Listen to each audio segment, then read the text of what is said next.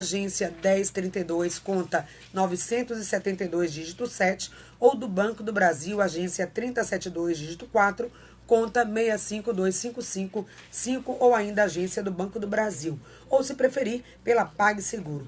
Todos esses contatos vocês observam lá no site da Rádio Excelsior da Bahia, também pelo Facebook, tem todo esse contato, participe, estaremos também visitando as paróquias, falando dessa campanha. O importante é que todos unidos possamos estar empenhados nesta campanha, tá? E agora, às 8h19, vamos direto à redação do portal Saúde no Ar. De lá fala o jornalista Jorge Roriz, trazendo alguns dos destaques na manhã desta sexta-feira no cenário da saúde em Salvador, na Bahia, no Brasil e no mundo. Bom dia, Jorge. Agora somos nós.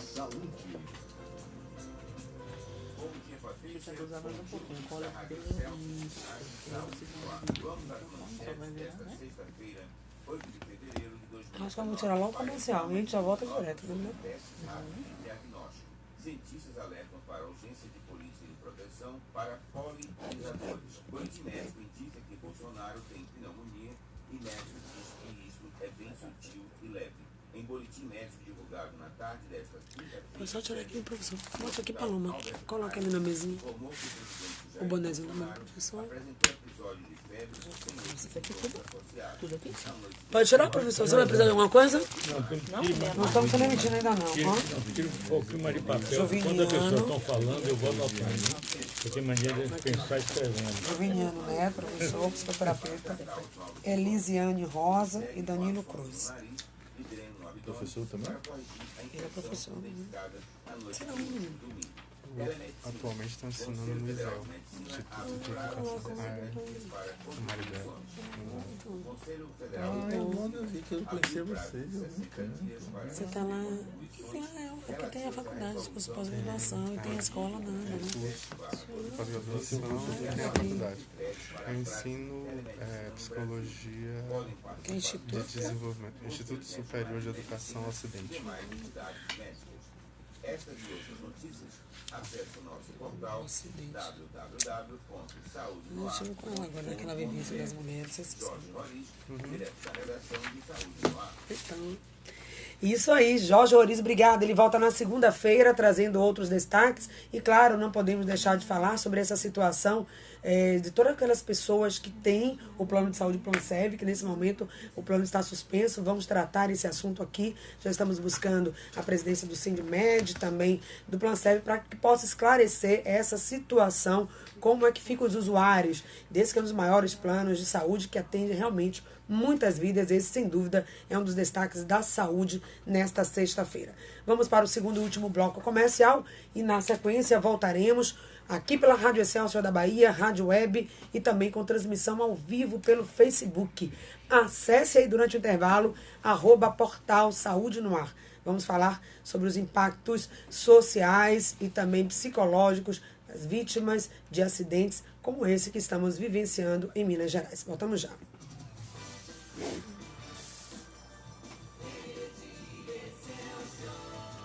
Tem algo que vocês queiram falar? Algum tópico que seja importante a gente colocar? Uma coisa? Tá gravando já, não? Acho que é bom a gente... é uma coisa que é interessante falar de psicoeducação preventiva, profilática. Né? Falar de prevenção é muito melhor do que falar depois de catástrofe que aconteceu. Ou seja, essas pessoas estão preparadas, acontece e elas ficam atentas. Não sei para onde é que eu vou. Psicoeducação preventiva, legal. E a questão do tempo, né? O tempo de despertar o estresse pós-traumático, ou a depressão, o pânico, ele é um tempo atemporal, né? Redundante. Ele é atemporal, porque ele não necessariamente pode acontecer em 6 meses, 7 meses, 1 ano, né? E até quando essas pessoas vão receber realmente assistência? A continuidade da assistência. A experiência do grupo do Adriano Camargo mostra com as clínicas do testemunho que os traumas provocados, por exemplo, no caso os traumas provocados, no caso, pela tortura. A tortura é outra, também. Prossegue, deixa de ser uma tortura nos filhos e nos netos. Psicológica também, né? Sim. Trauma transgeracional. Vão falando em todos os termos técnicos e fala o termo e, claro, aí explica para os ouvintes, né? Nós estamos juntos com você pela Rádio Excelsior da Bahia, Rádio Web Saúde no Ar, também com transmissão ao vivo pelo Facebook, com a sua participação pelo 3328-7666 e pelo nosso WhatsApp 99681-3998. Gente, olha, embora a devastação causada pela avalanche de lama em Brumadinho dê a dimensão, falamos sobre isso aqui na semana passada, do impacto ambiental que esse tipo de situação pode causar, esse impacto vai muito além daquilo que estamos visualizando e dando conta. Questões de doença, né, já aponta aí, pesquisas da Fiocruz apontam para riscos de surtos de doenças como febre amarela, leptospirose nos próximos meses, além dos prejuízos à saúde mental das populações afetadas. E as consequências podem ser observadas em curto, médio e longo prazo. Hoje o programa Saúde no Ar quer discutir com você esse impacto social e também psicológico das vítimas de acidentes como o que ocorreu em Brumadinho. Para esse bate-papo, já estamos aqui no nosso estúdio e você também é convidado a participar. O advogado, sociólogo, presidente do grupo Tortura Nunca Mais, também doutor em Comunicação e Cultura Contemporânea, professor de Ciência Política da Universidade Federal da Bahia, nosso já conhecido professor e cientista político Joviniano Neto. Bem-vindo ao programa Saúde no Ar, professor. Obrigado pelo convite, sempre à disposição. Obrigado também. Agradecemos a presença da psicoterapeuta, especialista em diagnósticos psiquiátricos, doutora Elisiane Rosa. Bem-vinda. Bom dia, Patrícia. Obrigado pelo convite. Estou aqui à disposição de vocês. Mais uma vez aqui conosco, a gente tem a alegria de receber também aqui no nosso estúdio, ele que é professor do ISEL, do Instituto Superior de Educação Ocidente, Danilo Cruz, que é psicólogo e também atua no CAP de São Caetano. Bem-vindo. Obrigado, Patrícia. Em nome da população, eu agradeço um espaço maravilhoso na mídia para a gente poder falar de um tema tão relevante, tão crucial. E a população agradece e nós, profissionais da saúde mental, temos uma gratidão enorme a momentos como esse. Obrigada pelo reconhecimento aqui ao Saúde no Ar. E sempre com a gente às sextas-feiras, Ezequiel, que é nosso diretor do projeto Saúde no Ar e também colunista do quadro Saúde e Cidadania, toda sexta-feira trazendo um assunto de impacto para a saúde da população. Bem-vindo, Ezequiel. Bom dia, Patrícia. Bom dia, professor Joviniano. Bom dia, doutora Elisiane. E bom dia, professor Danilo. Hoje a minha linha editorial vai falar um pouco sobre vibrações na expansão da consciência. Quando todas as vibrações oriundas de causas e efeitos, elas vão reverberar localmente e além daquele espaço. Quando a gente começa a pensar e entender num desastre, numa ação de benevolência, de beneficência, seja o que for, tudo vai ter causa e efeito. Quando nós começarmos a compreender de uma forma mais clara essa relação causa e efeito dentro da vibração e dentro da expansão da consciência, a gente já deve começar realmente a tender para uma evolução mais clara, mais transparente dentro dos processos. Por isso, eu queria só começar essa frase, Patrícia, para todo ouvinte que começasse a refletir um pouco sobre isso e seguisse a luz da trajetória dentro do processo de expansão de consciência. Esse é o principal caminho. A luz, ela faz uma trajetória, como numa rede. A gente precisa seguir essa trajetória. Paz e bem para todos.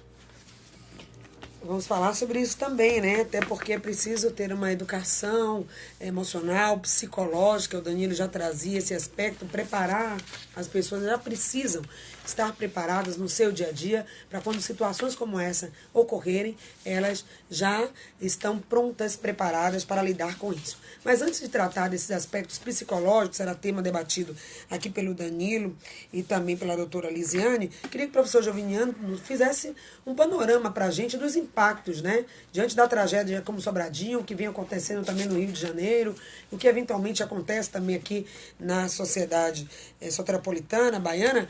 Quais são os impactos, professor, que pode trazer situações como essa, do ponto de vista social, psicológico, político, enfim, né? Olha, nós podemos... Os impactos vão desde os impactos sociais sobre as famílias dos mortos e principalmente dos desaparecidos, os impactos sobre sobreviventes, familiares ou cidades sobreviventes, e aos impactos nas mudanças em relação a políticas ambientais, a própria questão política geral.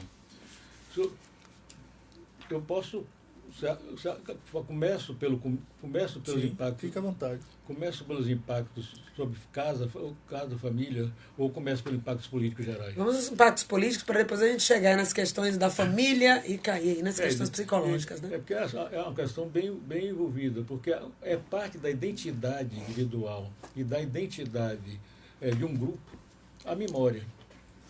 E essas tragédias muitas vezes quebram a identidade de um grupo e das pessoas, que passam a ser ex-moradores de Brumadinho, ex-moradores de Mariana, e ficam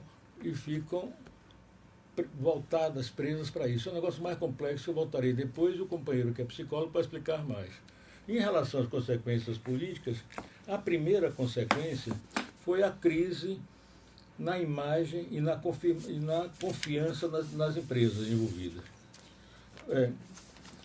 O Brasil, a partir de Brumadinho, Mariana e Brumadinho principalmente, a confiança na Vale e nas barragens, especialmente nas barragens de mineração e barragens a montante, se generalizou. O brasileiro hoje todo, inclusive na Bahia, está preocupado com suas barragens. A situação é pior porque ficou claro que as barragens, se manteve barragens a montante, se fez barragens a montante, porque elas são mais baratas, têm custos mais baratos. E agora vamos ativar. A outra questão, outra consequência, é a crítica aos órgãos de fiscalização que não atuaram. Aí se cobra mais fiscalização e atuação do Estado. Só que nós descobrimos que as estruturas de fiscalização no Brasil são fraquíssimas, pequeníssimas. Você tem 154 fiscais para mais de 2.000 barragens no Brasil inteiro. E isso vai fortalecer, ao contrário, a exigência de uma política ambiental. Exatamente quando esse governo que chegou, o governo do Bolsonaro, defendia a redução do Estado, o grupo que o apoiou criticava muito os órgãos ambientais, chamava que eles eram usina de fabricação de multas. Muitas pessoas defendiam, a começar pelo atual ministro, e olha que a primeira proposta era acabar com o Ministério do Meio Ambiente. Depois houve uma reação grande, inclusive do agronegócio de exportação, que sabia que acabar com o Ministério do Meio Ambiente ameaçaria as exportações brasileiras, principalmente na Europa, e se manter no Ministério do Meio Ambiente, mas com a ideia de que ele seria mais fraco, mais manso, que ele ia sair do cangote das empresas. Isso se defendia, inclusive, a ideia de que as empresas poderiam se autorregular, elas mesmas se fiscalizar. Agora, só que isso vai contra duas coisas. Primeiro, vai contra, às vezes, o interesse de lucro das empresas. E uma outra coisa, vai contra uma coisa que o psicólogo aqui pode falar, que é a tendência das pessoas e dos grupos que têm interesse a minimizarem os riscos. A terem uma visão otimista. A Vale do Rio Doce construiu refeitórios, estações administrativas a menos de um minuto, que podiam ser atingidas como foram, em menos de um minuto depois do rompimento de barragem. Significa que, apesar de pesquisa, de ter um plano de segurança dizendo que elas seriam atingidas em menos de um minuto, ela não acreditava. Eu não acredito. A Vale não ia botar seu pessoal embaixo, achando que a barragem ia cair. O que é isso? É minimização total dos riscos. Então, pronto. Vou pegar então essa primeira fala do professor, porque ele cita coisas que a gente já pode ampliar aqui. A questão da crise da imagem, da confiança, né, quando se perde suas referências, o medo e a insegurança, a questão do abandono, do desamparo, porque você não acredita mais naquelas instituições que deveriam estar ali promovendo e garantindo que tudo vai ocorrer bem. E agora essa última, a tendência a minimizar os riscos e ter uma visão otimista. Nada vai acontecer, isso não vai acontecer comigo, está tudo bem. E aí eu passo para o Danilo e também para a nossa convidada poder falar um pouco sobre isso, né? A questão é o abalo psicológico que essas questões podem trazer e essas consequências do medo, insegurança, visão otimista demais. Eu vou acabar transcorrendo para o âmbito da sociologia, da psicologia social, que é uma área que eu gosto bastante, mas que fala exatamente disso, né? Da questão da identidade, como ele colocou muito bem, que altera a identidade de uma vítima de um desastre desse monte, que é de tal modo que ela, inclusive, pode ser uma vítima de uma estigmatização.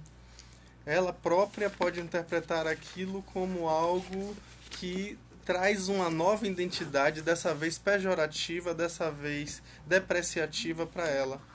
Ela, de certo modo, pode entrar numa possibilidade de culpabilização de si pelo que aconteceu.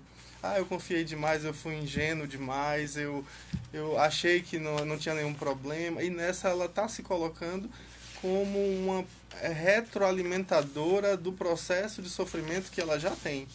Então é preciso a gente tomar muito cuidado, porque, de certo modo, a lógica que a gente vive em termos políticos no nosso Brasil é de responsabilização do indivíduo. É uma perspectiva individualista que diz assim, se não tem emprego é porque o indivíduo não se capacitou suficiente para ter um emprego. Então a gente tem que tomar muito cuidado com essa lógica, porque essa lógica só retroalimenta esse sofrimento, culpabilizando o indivíduo. É interessante porque isso vai levar a uma sensação constante de desamparo, de insegurança, de medo.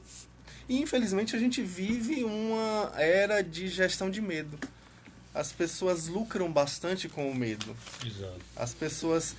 a gente vê isso, né? Cada vez mais as pessoas ficam mais em casa do que interagem na comunidade. Por quê? Por medo. As pessoas hoje ficam, não vou fazer isso, não vou fazer aquilo. Eu já tive pacientes que iam para o meu consultório só para ele e voltavam para casa. Ao longo da semana, o único momento que saíam de casa eram para ir à terapia. É uma situação tão absurda que, sem dúvida alguma, é o momento da gente questionar essas grandes crises que, aliás, os desastres, de certo modo, referendam. Elas são, na verdade, a palavra crise, eu gosto sempre de lembrar, significa, em grego, na sua origem, crisis, significa mudança. A gente está passando por um momento de mudança, de transformação. A gente tem que pegar esse momento e ter reflexões, ter insights, que eu acho que são imprescindíveis, para que a gente se implique nesse processo e perceba o nosso papel, para que realmente a gente tenha o maior cuidado com a questão do meio ambiente, que a gente tenha, porque a gente é meio ambiente. É como se a gente estivesse completamente inconscientes, achando que eu tenho que cuidar do meio ambiente, como se não fosse uma coisa que tivesse a ver comigo, uma coisa distante de mim. A urbanização causa isso, né? A gente vê cada vez menos árvores, e aí parece que a árvore não precisa de árvore, quando na verdade a árvore é imprescindível. Então... Pois é, isso que você traz, daí essas pessoas vão precisar de suporte. Como vocês vivemos essa situação do medo, da crise, e essa crise que é também uma mudança, e esse suporte psicológico muitas vezes não vem em situações como essa. Aí, Elisiane, é preciso às vezes ter esse acompanhamento terapêutico mesmo de um profissional ou de alguém que esteja dando conta disso. Depois de catástrofes, acidentes como esse que estamos vivendo, há uma preocupação em restabelecer o local, reconstruir as casas, dar o suporte financeiro, indenizar, buscar os culpados, a parte aí jurídica, mas e o aspecto psicológico, né? De quem sobreviveu ou de quem perdeu tudo, inclusive parentes, amigos e toda a sua referência. Como é que você vê isso? A questão é uma posição bastante sistêmica, porque acaba com a ancestralidade também, né? A história de cada família. Morreram famílias inteiras. Que história que vão ter essas pessoas para contar, né? Sobre os pais, sobre os filhos, né? Existe uma quebra muito forte, uma quebra brusca, né? Então, assim, a gente precisa observar que esse sistema familiar, né? Esse indivíduo fazia parte de um sistema familiar. Esse indivíduo que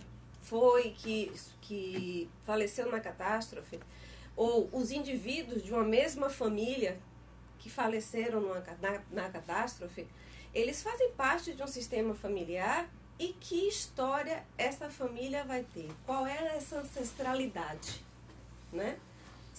Existe uma quebra da ancestralidade, porque daí em diante vai se contar. Foi minha família depois da tragédia, né, de Brumadinho. Então é antes e depois da tragédia. Tem que se trabalhar essa questão sistêmica no sentido de reconstruir e elaborar essa história para que não se fique preso apenas à perda, não estou dizendo apenas minimizando, mas apenas no sentido de que a vida continua, né? E achei muito interessante ele falar sobre a questão da transcendência, porque a transcendência é buscar a luz para poder você conseguir abstrair e conseguir um estado maior de consciência. Esse estado maior de consciência permite que o indivíduo se reconstrua. Isso foge das questões psicológicas, isso foge das questões sociais, isso foge das questões antropológicas. Por quê? Porque ela é uma junção de tudo isso. Ela não é única, né? Eu acredito que precisa-se de um trabalho longitudinal, não é um trabalho pontual, até mesmo porque o trauma ele pode se manifestar hoje, amanhã, daqui a 10 anos. Ele pode se manifestar na criança e não na pessoa que está vivendo como adulto nesse momento e que tem a capacidade de falar. Perfeitamente. Né? E eu fico pensando, será que vai existir realmente uma assistência longitudinal a essas famílias? Porque a gente não pode ver só assim a questão do óbito, né? 157 óbitos é um número pesado, né? Um número duro, né?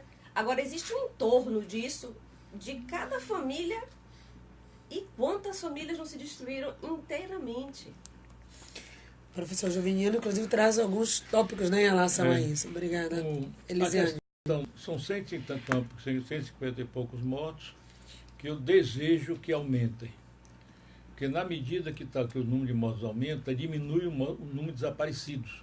Sim. E o problema de desaparecidos é um problema pior. Porque com o desaparecimento, o luto continua. O luto não amplia-se, provoca-se muito tempo. No começo, inclusive, há ilusões. As ilusões, às vezes, prolongam muito tempo. Nós temos uma experiência dolorosa no Brasil dos desaparecidos políticos na ditadura militar, que até hoje são procurados. Tem uma comissão especial de desaparecidos políticos, que faz várias expedições, tem uma sentença da Corte Interamericana de Direitos Humanos. E o problema E eu vi pessoas mesmo depois de 79, com a anistia, que o pessoal poderia voltar, as mães esperando, mantendo os quartos prontos. No caso de Brumadinho, por exemplo, o negócio é mais simples, porque o pessoal sabe que estão ali embaixo. Eu acredito que estão lá embaixo. Embora alguns acharam que estão na mata, fugiram.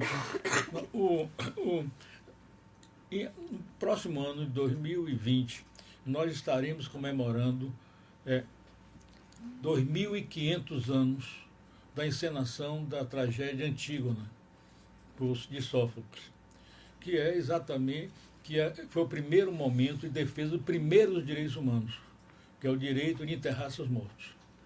Esse é o primeiro no desaparecimento, no caso desse, as pessoas não enterram os mortos. E enquanto esse fato, esse luto continuado, sem momento de concretização, cria um problema, cria problemas maiores. Porque são mortes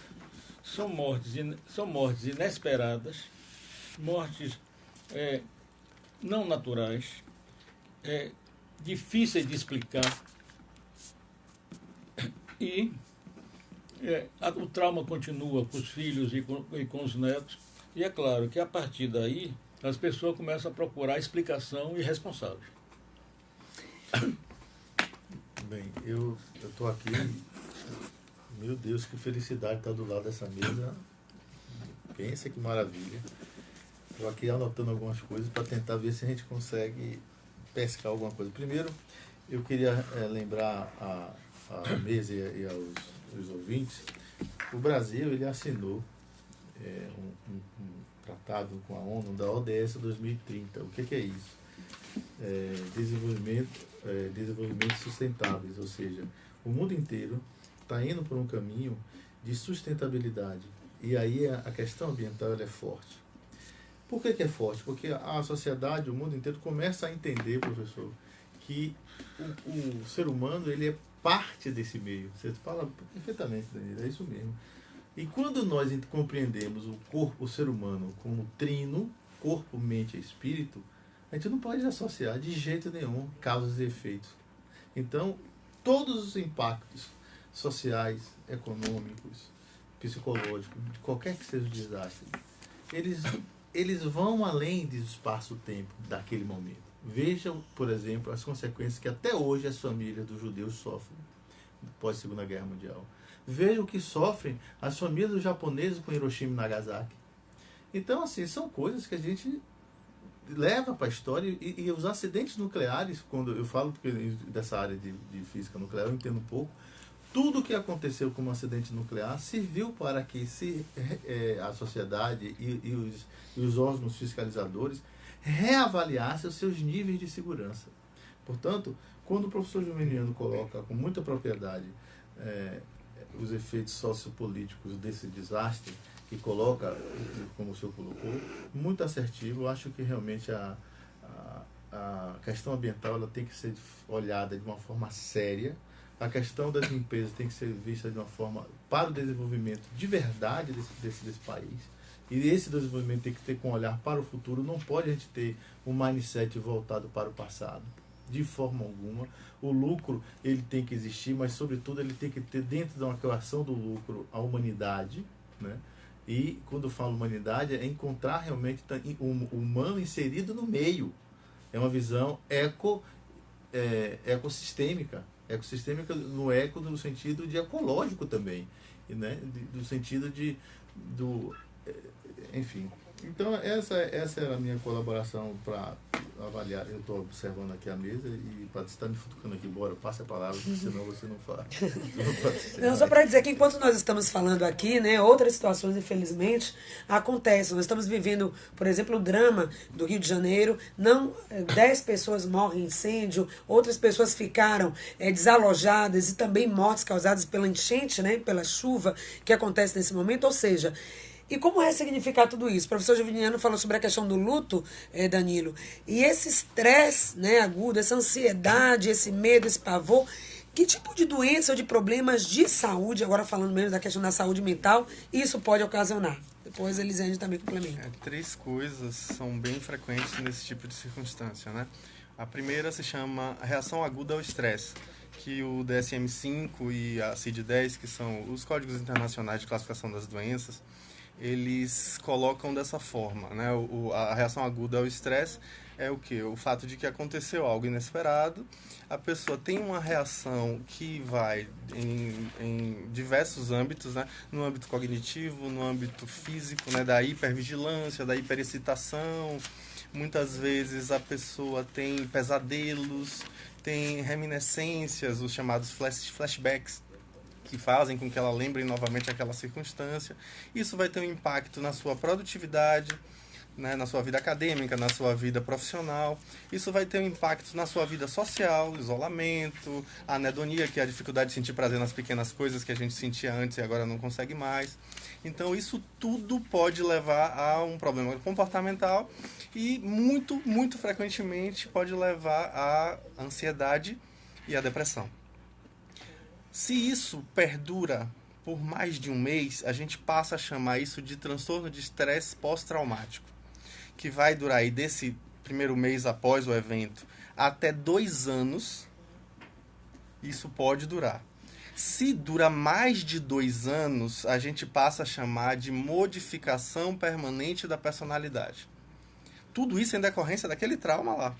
Tá? E isso pode, se não for devidamente elaborado num bom processo terapêutico, e às vezes, inclusive, com o uso de medicações, para esse caso, geralmente é usado o inibidor seletivo de recaptação de serotonina, que é uma medicação que vai atuar diretamente na questão do humor e da ansiedade. Além dele, também é muito comum se usar alguns remédios ansiolíticos, né, que vão ajudar a pessoa com a sua reação orgânica de hiperexcitação diante da situação. Mas tudo isso aí é em decorrência daquele evento, ou seja, a gente às vezes não consegue delimitar o impacto de um evento traumático na vida de uma pessoa. Eu estou falando de uma pessoa, eu não estou aqui nem falando da família dela, nem cheguei aqui a falar de trauma transgeracional. Às vezes a gente nem sabe que um trauma vivenciado por um pai, ou um avô, ou um bisavô, está impactando na minha vida hoje. Sim, eu até botei aqui. Então isso é também algo para ser levado em conta, que é um desdobramento sem tamanho. Então por isso que é imprescindível que a gente comece da base. A gente vai falar isso mais adiante, né, Patrícia? Exatamente. Da questão da prevenção, mas começar da base é imprescindível.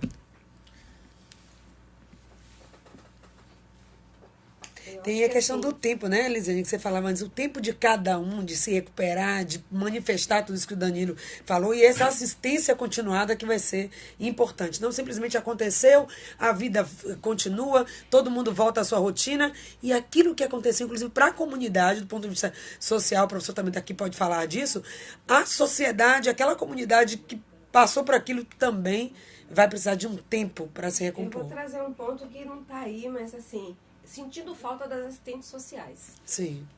Porque aonde está o mapeamento da população de Brumadinho antes de tudo isso acontecer, pelo menos para se saber quem antes já tinha um problema psiquiátrico. Qual é aquela família que já tinha dentro de casa uma situação psiquiátrica? Porque essa família vai ter que receber uma abordagem dobrada. Além do que o professor falou, eu acho fantástico, né? Um sujeito dividido, ele não prospera, ele não anda. Se ele tivesse em conseguir elaborar as coisas, ele não anda. E como é que ele vai elaborar sem ver o corpo? Como é que ele vai elaborar sem o enterro, sem o luto? Da forma que cada um quiser, de acordo com sua religião, de acordo com sua perspectiva social. Mas quando existe a questão da pessoa concretizar aquele símbolo da morte, né? Acabou. Para essa pessoa que acabou. Essa pessoa que eu amava que acabou. Né? Então, assim, quando a pessoa consegue fazer isso, ela consegue reiniciar. Acho fundamental isso que o professor falou, sabe? Fundamental. Acho que eu também torço que aumente o número de pessoas que se encontrem, que já faleceram, que se encontrem os corpos dessas pessoas. Né? Mas, assim, eu senti falta, eu li muitas reportagens, assisti algumas, né? Até mesmo porque a TV está falando o tempo inteiro disso, todos os meios de comunicação. Mas, sim, cadê as assistentes sociais que deveriam ter dados agora sobre a população, sobre a rede que a gente pode alcançar, sobre quem são, onde estão os profissionais, né, para poder trazer os profissionais para poder... Esse trabalho não é da questão do ramo, da questão psique, isso é um trabalho social. Sim. Né? Eu particularmente não vi em nenhuma matéria das que eu li que existe um trabalho feito por um processo do percurso da questão social. Acho que a questão social é uma coisa que realmente vem nisso que você vai falar depois da prevenção. Que é o que vamos falar né? agora, né? Da prevenção. Pois é. Prevenção que é essencial em todos os aspectos, né, professor? Coisas como essa, às vezes, era um desastre, uma catástrofe anunciada. Já tinha indícios de que aquilo poderia ocorrer e nada foi feito. Ou por essa questão do otimismo exacerbado que você falou, ou pela falta realmente de atenção e cuidado. Por favor, suas considerações finais falando de prevenção. Olha, existe casos que pela imprevidência ou pelo otimismo, como aconteceu em Brumadinho, aconteceu uma tragédia. Que acidente de barragem sempre pode acontecer, nós descobrimos que no mundo inteiro tem vários, no Brasil teve várias 2001 para cá, mas podiam ser evitáveis. Agora, nós temos um outro problema, de tragédias, fatos que nós, previsíveis, mapeados. Nós sabemos que todo ano tem um período de deslizamento de encosta em Salvador. Os pontos de críticos estão mapeados. Nós sabemos que todo ano tem inundação e chuvas no Rio, em São Paulo, de grande porte. Sabemos do período. O local. Agora, o que é que falta aí?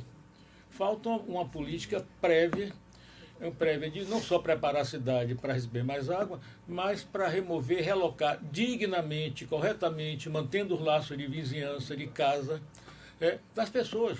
As pessoas não vão para as encostas mais brutas só por vontade, não.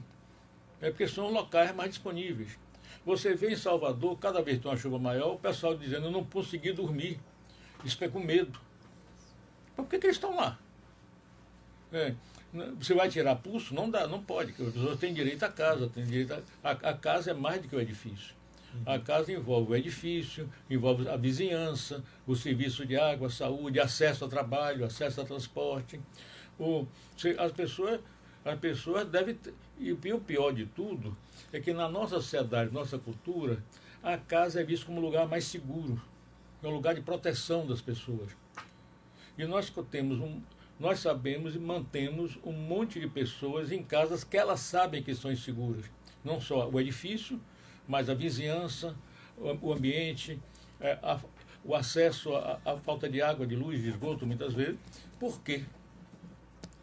Porque existe uma política que não valorizou o direito de casa decente para todos. Prevenção, então falta. Você quer perguntar também? Eu fecho no final. Pronto. Danilo falava sobre essa questão preventiva. É preciso dar o suporte pós acontecido, mas e antes? Essas pessoas estavam preparadas psicologicamente? A questão é bom a gente lembrar, né, que para evitar qualquer tipo de erro, a gente precisa trabalhar com alguns aspectos comportamentais. 3 deles são bem importantes, né, que acidentes acontecem por imperícia, imprudência e negligência. Isso são os 3 aspectos mais comuns em qualquer tipo de acidente, qualquer tipo de erro humano. Imperícia, imprudência e negligência. Então, a gente atuando especificamente nesses, já vai ter um impacto bem claro em termos de prevenção. Além disso, as pessoas precisam também ter uma educação emocional, porque nós somos, Patrícia, analfabetos emocionais. A gente descobre que está com um problema psicológico quando se vê parado na frente de uma geladeira com a porta aberta sem saber o que é que foi buscar lá. A gente começa a se questionar se está tudo bem na nossa vida no momento que a gente se pega arrumando gaveta, desarrumando, rearrumando, e aí, na verdade, a gente está mostrando o que ali? Que a gente, por exemplo, não sabe diferenciar ansiedade de fome. A gente não sabe dizer que emoção está sentindo. Não sabe se está indiferente ou com tédio. A gente tem dificuldade de nomear emoções. Então, isso já demonstra quão necessário é que a gente inclua no próprio currículo escolar a questão da inteligência emocional. As pessoas precisam saber sobre emoções, as pessoas precisam tomar consciência do que estão vivendo, para que numa situação de crise, uma situação de estresse, uma situação, elas saibam que tipo de situação elas podem mobilizar para poder ajudar a resolver naquela circunstância. Então, é imprescindível educação emocional para a população. E isso não só em âmbito de prevenção de saúde mental, mas em prevenção de saúde geral, porque como pensar em saúde sem saúde mental? Não existe saúde sem saúde mental. Exatamente, toda essa coisa sistêmica que falava. Obrigada, então, já Danilo Cruz, psicólogo, ele também que é membro da equipe do CAP de São Caetano, que esteve aqui com a gente, sempre bem-vindo aqui ao Saúde no Ar. Obrigada. Eu que agradeço. Doutora Elisiane Rosa também, pois é, essa educação preventiva e esse cuidado que as pessoas precisam ter. Isso que o Danilo falava, às vezes as pessoas nem sabem dar nome ao seu sentimento, ou quando descobre que tem, de fato, um problema de saúde, às vezes até um estigma, né? Não, minimiza, não precisa, vai passar. E buscar, às vezes, uma ajuda terapêutica é essencial. Obrigada pela sua presença e suas considerações finais. Assim, a questão da prevenção, eu vejo como uma questão, também da questão da consciência emocional, mas eu vejo isso também pela questão social e política. Né? A partir do momento que a gente está num país onde o ser humano ainda não se vê dentro do ecossistema, né, do ecossistema ambiental, ele não está se cuidando, ele não está reivindicando, ele não está buscando essa questão do cuidado com a preservação animal, entre aspas, tá, do ser humano, da pessoa. Não é só ver que a Vale chegou e tem emprego. Não é por aí. A Vale chegou, né, tem emprego, a cidade vai crescer, mas temos que observar que nós, como seres humanos, estamos num lugar de risco, num lugar onde pode acontecer, né, como o Danilo falou, alguns impactos causados por negligência, por exemplo. Eu acho que essa questão da negligência precisa ser abordada de forma mais clara, sabe? Porque uma barragem que se faz laudos e laudos, mensais, trimestrais, a pessoa não perceber que poderia acontecer uma coisa numa dimensão tão grande, acho que passa pela questão da negligência. Pois é, a gente precisa dar conta disso. Obrigada mais uma vez, professor Joviniano. Rapidamente também suas considerações finais. Obrigada pela presença.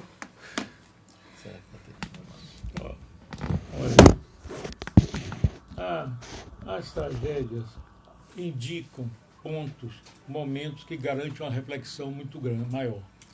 Nesse momento, esse tipo de tragédia nos coloca em questão todo o modelo econômico e social que nós mantemos no mundo, que fortalece demais o lucro, o crescimento econômico a qualquer custo e subordina, minimiza o mais importante, que é o ser humano. Minimiza o mais importante, que é a preservação da terra, a nossa casa comum. Perfeitamente, professor. Eu vou finalizar rapidamente, eu estou vendo que o tempo já são 9h01. As palavras que me bateram muito nesse debate, que certamente a gente poderia fazer mais um tempo, em outro momento, é dizer o seguinte: o trauma, quando ele aparece, ele é reverberado, ele, como o professor colocou, quando você para em frente à geladeira, na verdade a gente precisa compreender que no processo da consciência, eu tenho a consciência da ancestralidade, eu tenho a consciência do ventre, no processo da geração do feto, eu tenho a consciência, tenho parte ali do pai, da mãe, das energias sutis, ou seja, o ser humano ele é complexo. Então, qualquer que seja a tragédia, nós estamos interligados, direto ou indiretamente. E acreditem, essa ligação, ela não... Por exemplo, nós estamos em Salvador, aconteceu em Brumadinho, aconteceu a Segunda Guerra Mundial lá atrás, mas isso tudo nos liga no espaço e tempo em consciência. É impressionante. E isso tudo é reverberado quando a gente para em frente à geladeira, quando o trauma chega. Então, trazemos informações inimagináveis no nosso processo de evolução. E aí, é um apelo, professor, como o senhor fala com muita propriedade, é preciso repensar esse modelo de desenvolvimento quando a ciência mostra tudo isso que eu estou acabando de dizer, a complexidade que é humano. Então a gente precisa repensar e incluir o ser humano e o bem comum, a casa comum, nesse processo de desenvolvimento e a paz. Porque sem esses dois elementos, a gente sempre vai ter um desenvolvimento torto. Vai haver muitos pobres e muito poucos ricos. E, aliás, ricos e pobres de muitas outras sensibilidades, que a gente precisa realmente ter uma consciência, expandir essa consciência para que realmente a gente tenha um desenvolvimento melhor para a humanidade. Tá, então, e a educação também precisa fazer parte desse processo. Que bom que as escolas também já estão se abrindo a essa questão do autoconhecimento e esse tipo de conteúdo. Obrigada a todos que fizeram o programa Saúde no Ar de hoje. Voltamos segunda-feira com a mastologista a doutora Ana Cláudia Embaçaí, falando sobre questões relacionadas à mama. Mulheres e homens também não percam. Até lá. Muito bom. Agora sonou uma sirene ali. Desculpa aí.